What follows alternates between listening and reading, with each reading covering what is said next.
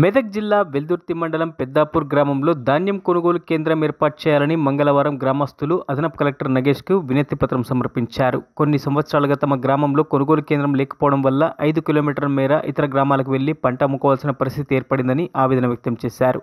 ప్రభుత్వం వెంటనే స్పందించి తమ గ్రామంలో ధాన్యం కొనుగోలు కేంద్రం ఏర్పాటు చేయాలని కోరారు. ధాన్యం కొనుగోలు కేంద్రం లేకపోవడం వల్ల 3 గ్రామాలకు చెందిన రైతులు తీవ్ర ఇబ్బందులు ఎదుర్కొంటున్నారు. ఈ సందర్భంగా వారు తమ ఆవేదన వ్యక్తం చేశారు. ధాన్య కొనుగోలు కేంద్రం ఉన్నది. మా గ్రామంలో 2 విలేజ్లు నెల్లూరు, షేరిల, దాంతోపాటు మా గ్రామం పెద్దాపూర్ గ్రామం.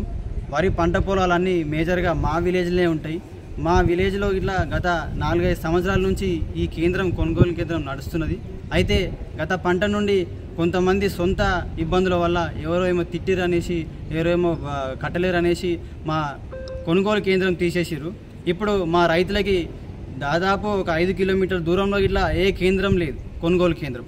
మేము పంటను అమ్ముకోవాలంటే 5 కిలోమీటర్ 6 కిలోమీటర్ ట్రాక్టర్ కిరాయి కట్టుకోవాలి. దానికి లేట్ అయ్యి ఆడ మాకు స్థలం లేక లేట్ అయ్యి టాపర్ కిరాయి కట్టుకోలేక మాకు దిగుబడికి ఇట్లా రావడం లేదు.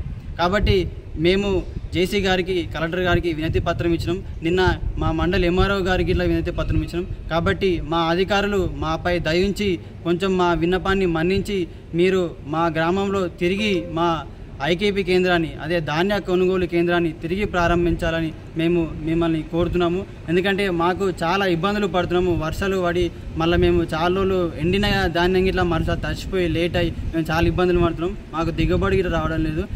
మేము దయించి మళ్ళీ మా గ్రామంలో కొనుగోలు కేంద్రాన్ని పునః ప్రారంభిస్తారని మేము కోరుతున్నాం. అది రెవెన్యూ